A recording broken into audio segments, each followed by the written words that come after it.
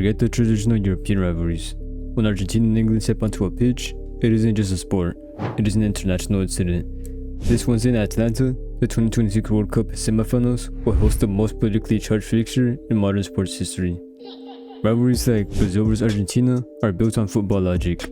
England vs Argentina is built on geopolitical scars, media warfare, and actual military combat. Many fans mistakenly think this hatred started in 1986 with Diego Maradona, but the reality is far darker. This video will break down the true three-part historical war between these nations before exposing the exact tactical blueprint that will decide who advances to the 2026 World Cup final. No fluff, just the history and the tactics. The true catalyst for this absolute hatred dates back to 60 years to the 1966 World Cup quarterfinal at Wembley Stadium. This match was an absolute bloodbath of physical intimidation. Argentina's tactical plan was clear: disrupt England's flow by any physical means necessary. This match shattered into chaos when the referee sent off Argentina's captain, Antonio Ratin, for continuous verbal abuse. Ratin, claiming he did not understand the referee, refused to leave the pitch. He stood his ground for nearly 10 minutes, arguing furiously before walking off and deliberately sitting down on the Queen's personal royal red carpet in open defiance. England ground out a bitter 1-0 win, but the real explosion happened after the final whistle. England manager Alf Ramsey was so disgusted by Argentina's rough tackling that he sprinted onto the pitch, physically blocking his own players from exchanging shirts with the Argentine squad. In his post-match conference, Ramsey publicly labeled the Argentine players as animals.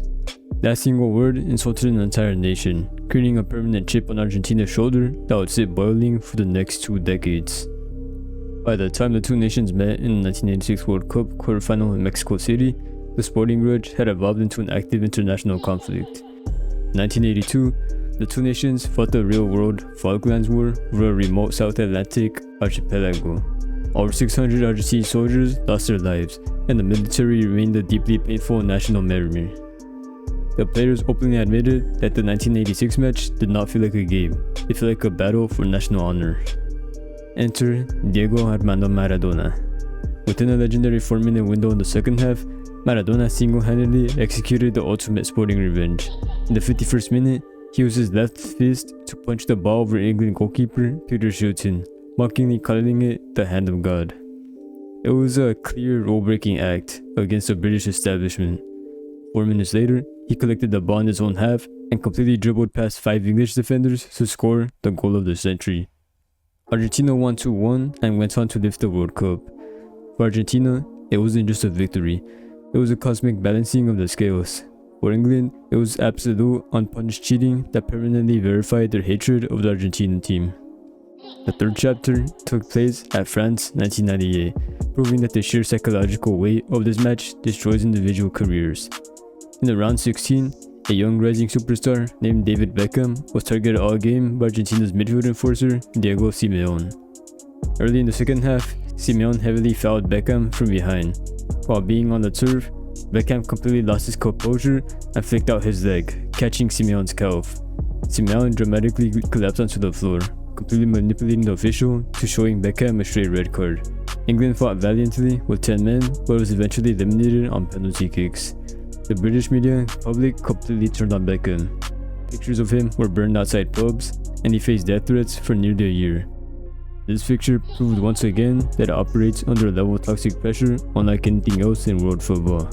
But then, in the 2002 World Cup, David Beckham got his revenge.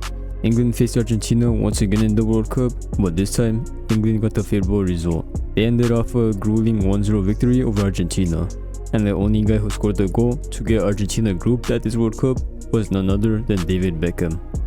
Now, after 24 years of waiting, the 2026 World Cup semifinal in Atlanta brings these two forces to face head-to-head once again. The current state of both teams presents a fascinating contrast of desperation. Argentina enters as the reigning champions, fighting tooth and nail to give Messi a historic back-to-back storybook ending to his international career.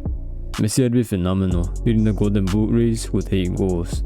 However, Lionel Scaloni's side had looked far from invincible in the knockout stages, scraping past Egypt and Cape Verde and then needing extra time to beat Switzerland 3-1. They rely on their hyper-combative central defense of Cristiano Romero and Lautaro Martínez to physically intimidate opponents, while Rodrigo de Paul dictates the tempo.